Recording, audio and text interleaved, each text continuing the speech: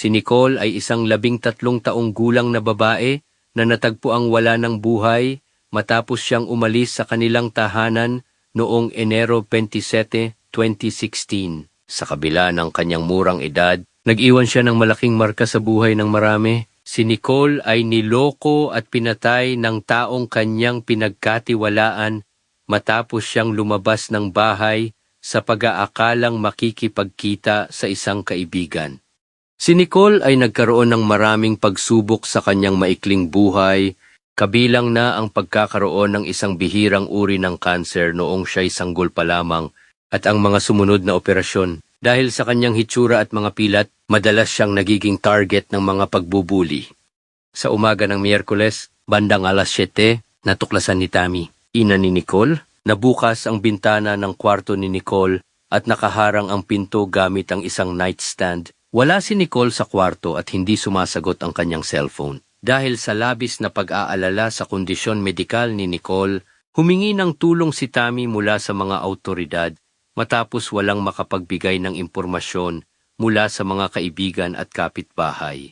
Ang mga awtoridad ay naglabas ng Endangered Child Alert para sa nawawalang batang si Nicole at agad na nagsimula ng malawakang paghahanap kasama ang pulisya at mga kadete ng Virginia Tech gamit ang foot patrols at drones. Sa loob ng 2 araw, iba't ibang ahensya ang sumali sa ground search. Masusing sinusundan ang mga lead. Ayon sa pamilya ni Nicole, naniniwala silang may kinalaman ang ibang tao sa kanyang pagkawala na nagdulot ng matinding pag-aalala. Isang concerned na kapitbahay ang nagbigay ng impormasyon na nakita si Nicole kasama ang kanyang 18 taong gulang na kasintahang si David, isang kolehiyong estudyante.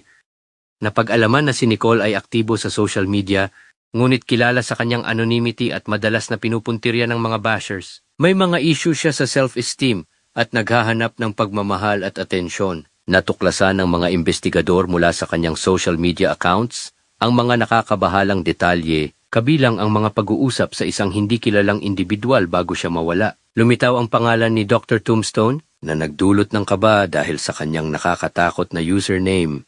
Sa huli, na-trace ng mga awtoridad ang mga kaugnay na IP address kay David Eisenhower, isang estudyanteng nag-aaral ng engineering sa Virginia Tech, kilala sa kanyang kahusayan sa akademya at nag-guest pa sa telebisyon.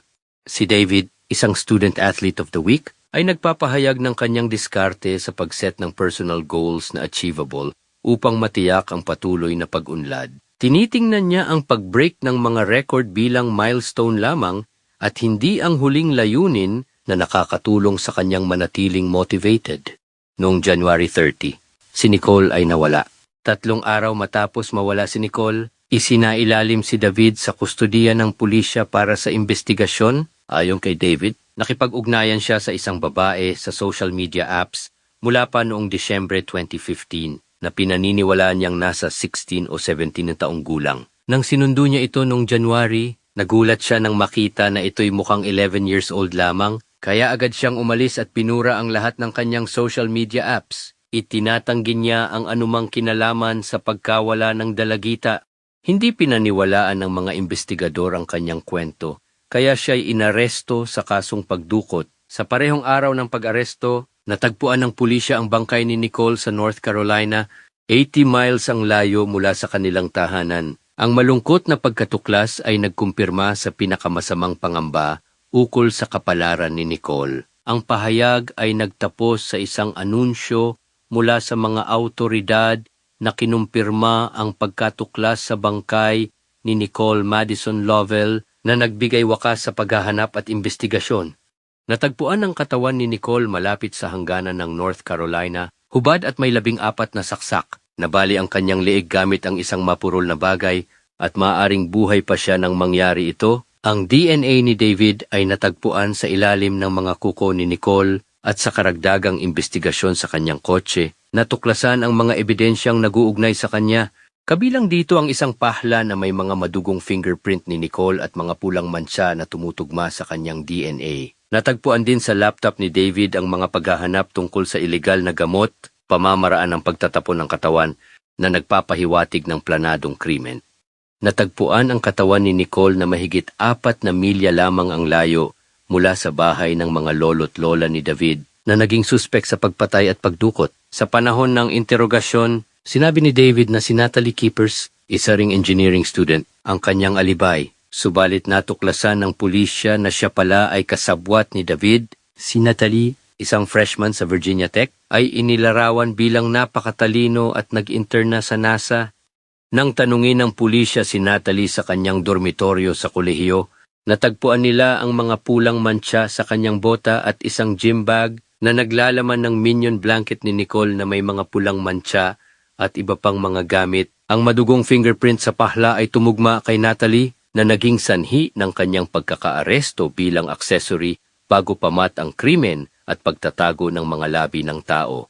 Si Natalie ay kinumpirma na tumulong siya kay David na itago ang krimen sa pamamagitan ng pagtatapon ng katawan ni Nicole, ngunit itinanggi niyang naroroon siya sa aktwal na pagpatay. Nagbigay siya ng detalyadong impormasyon sa mga pangyayari. May nakaraang relasyon sina David at Nicole at natakot si David na baka buntis si Nicole na magpapahayag ng kanilang di nararapat na relasyon. Sinabi ni Natalie na pinilit siya ni David na tumulong, ngunit natuklasan ng mga investigador na hindi ito totoo. Ang mga mensahe sa social media ay nagpakita ng kanilang plano sa pagtatapon ng katawan, kabilang ang pagpapalit ng gamot ni Nicole. Ang GPS data ng kotse ni David ay nagpakita na tiningnan nila ang lokasyon ng pagpatay at nahuli sila ng surveillance footage na bumibili ng pahla sa Walmart. Ayon kay Natalie, sinundo ni David si Nicole mula sa kanyang tahanan noong January 7 ng 1:00 ng madaling araw, ngunit sa halip ay dinala siya sa kagubatan at pinatay dahil sa takot sa media attention. Inilipat ni na David at Natalie ang katawan ni Nicole sa North Carolina kinabukasan. Huminto sila sa Walmart upang bumili ng mga kagamitan tulad ng bleach wipes at rubber gloves na natagpuan din sa kwarto ni Nicole. Sa isang nakakagulat na pangyayari, inamin ni Natalie na itinago niya ang isang bangkay at humingi ng tawad sa korte, ngunit itinanggi ang anumang kaalaman sa plano ni David na pumatay. Sa kabila ng kanyang emosyonal na pakiusap, nahatulan siya ng 40 years na pagkakakulong. Samantala, tinanggap naman ni David ang 50 years na sentensya sa pagpatay at ipinahayag ang malalim na pagsisisi. Si Tammy, ang ina ni Nicole, ay nahirapang makahanap ng katarungan sa kabila ng mga hatol, labis na nagdadalamhati at may mga tanong na hindi nasagot. Nahirapan siyang tanggapin ang pagkawala ng kanyang minamahal na anak. Kilala si Nicole sa kanyang kabaitan, pagmamahal sa mga panda, at pangarap na maging isang artista na nag-iwan ng malaking puwang sa buhay ng kanyang pamilya. Habang lumilipas ang panahon, nakahanap si Tammy ng kaunting ginhawa sa mga alaala ng halakhak ni Nicole at ang kaligayahan na dala niya sa iba. Pinahahalagahan niya ang mga alaala na ito, tinitiyak na ang pagmamahal ni Nicole sa mga panda at ang kanyang mga pangarap ay laging maaalala. Patuloy siyang naghahanap ng mga kasagutan, suportado ng pamilya at mga kaibigan. Pinararangalan ang alaala ni Nicole at naghahanap ng kapayapaan sa gitna ng sakit. Ang buhay ni Nicole ay nagsisilbing paalala sa walang hanggang kapangyarihan ng pagmamahal. Pero bago tayo magpaalam, pwedeng mag-like at subscribe para sa aking YouTube channel. At kung gusto nyo ng mga ganitong video, mag-iwan ng komento at i-click ang notification bell para updated kayo sa mga susunod na uploads. Maraming salamat po.